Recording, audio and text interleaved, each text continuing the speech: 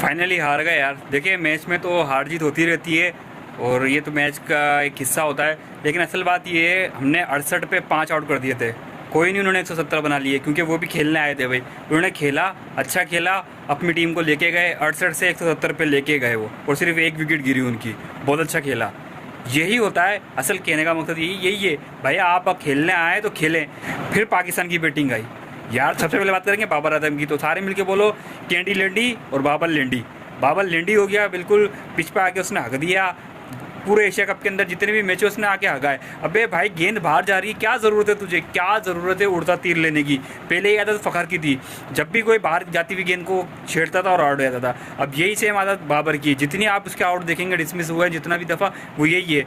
बाहर की गेंदों को उसने छेड़ा है और आउट हुआ। अभी भी आज भी जो आउट हुआ है, बाहर गेंद, वाइड गेंद को उसने छेड़ा और आउट हो गया। फिर फ़खर भाई आ गए। ओ फ़खर भाई बड़े मैच के खिलाड़ी हैं। अबे क्या घंटा मेरा बड़ा मैच के खिलाड़ी है, करो यार इसको।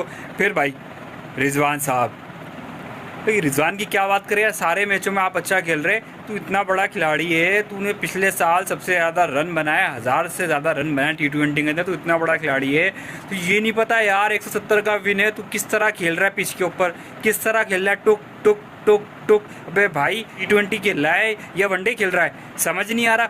अबे भाई क्या चूतिया होती हो गए। और तुम चाचा को भेज दिया इसके साथ। भाई बाबर भाई क्या कर रहे हो, चाचा को भेज दिया इसके साथ, जहाँ भी रिजवान खड़ा हुआ है। अबे भाई वो तो हमें पता है रिजवान सिंगल डबल खेलता है, उसकी सांस फुलाती है, उसने भगा के, उससे शॉट नहीं लग रहे। साला 20 गेंदों के ऊपर से 17 रन बनाए। अबे भाई टेस्ट मैच खेलना है, सारा मैच फंसा के रख दिया। उसके बाद उसने छक्का चौका मारा, उसके बाद भी जब वो आउट हुआ है तो 32 गेंदों पे 30 रन बना के गया है।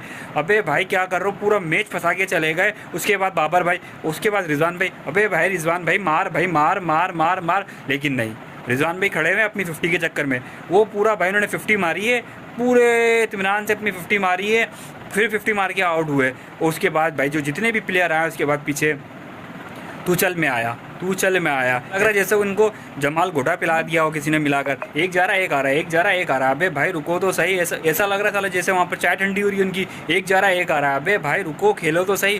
अबे भाई आज जिस तरह टीम ये पहुँची है ना, पहुँचिए। देखिए हर चीज़ में कोई पॉजिटिविटी होती है, तो हमेशा हमें पॉजिटिव रहकर सोचना चाहिए। तो आज की पॉजिटिव बात ये, जिस तरह हमारी टीम पहुँची है ना, इस टीम जिस तरह आज हमारी टीम खेली है ना भाई, इसको देख के लगता है, इसको देख के बिल्कुल लगता है कि भाई ये खुदा का मौजज़ा है कि हमारी टीम, ऐसी टीम जिस तरह की टट्टी टीम आज फाइनल में पहुंची है, तो भाई खुदा का मौजज़ा है कि फाइनल तक पहुंच गई, वरना भाई इनका कुछ नहीं हो सकता था।